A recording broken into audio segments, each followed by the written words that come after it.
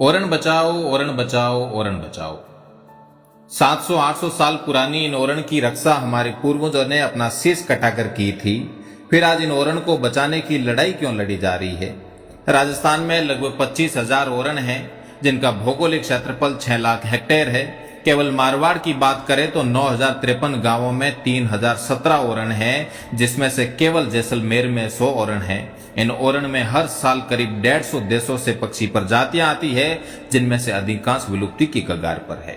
और हर साल 83,000 पक्षियों की मौत हाईटेंशन तार के कारण हो रही है। इन ओरण का इतिहास हमें बताता है कि यहाँ पालतू कुत्ते और गाय ऊंट की पूजा स्मारक यहाँ से प्राप्त हुए हैं।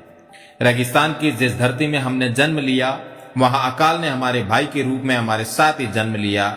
ओरण अभावों से भरे हमारे जीवन में 2 साल 3 साल तक पड़ने वाले लंबे अकालों से जूझने का एकमात्र सहारा है।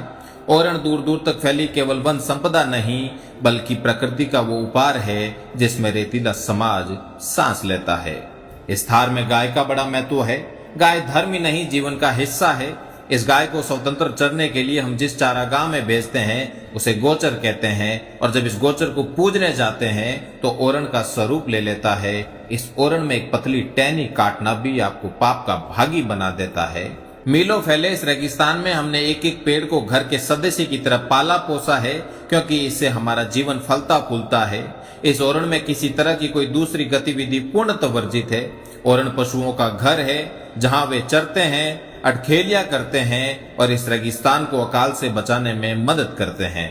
ओरण में बड़े जलाशय हैं जो थार को पानी पिलाते हैं। रेगिस्तान में पानी की एक बूंद का घी से भी अधिक महत्व है। यहाँ के लोग कहते हैं कि घी ढूलिया कहीं नहीं वे, पर पानी ढूलिया मारो जीव बढ़े। आज हमारी यही विरासत बाहरी कंपनियों के कारण खत्म होने जा रही है। अगर ओरण नहीं होंगे तो पशु कहाँ चरेंगे? ओरण नहीं होंगी तो विदेशों से आने वाले पक्षी कहाँ विचरण करेंगे? ओरण नहीं होंगी तो इस थार को कौन मीठा पानी पिलाएगा? ओरण नहीं होगी तो हमारे उन मंदिरों का क्या होगा जिन पर अटूट श्रद्धा से ये समाज चलता है? ओरण नहीं होंगी तो गोवंश का क्या होगा? ओरण नहीं होगी तो हमारे रेगिस्तान में हमारे अस्तित्व का क्या होगा? ओरण नहीं होगी तो उन प्राचीन स्मारकों का क्या होगा जो हमारे गर्व से भरे इतिहास में सजे हुए हैं? ओरण नहीं होगा तो कौन हमें अकाल में जीने की उम्मीद देगा?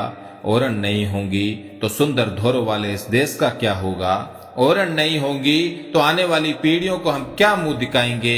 ओरण नहीं होंगी तो हमारे समाज में फैलती बीमारियों से कैसे लड़ेंगे? ओरण हमारा अस्तित्व है, ओरण हमारा धर्म है, ओरण हमारा समाज है, ओरण हमारा सहारा है, ओरण हमारा जीवन है।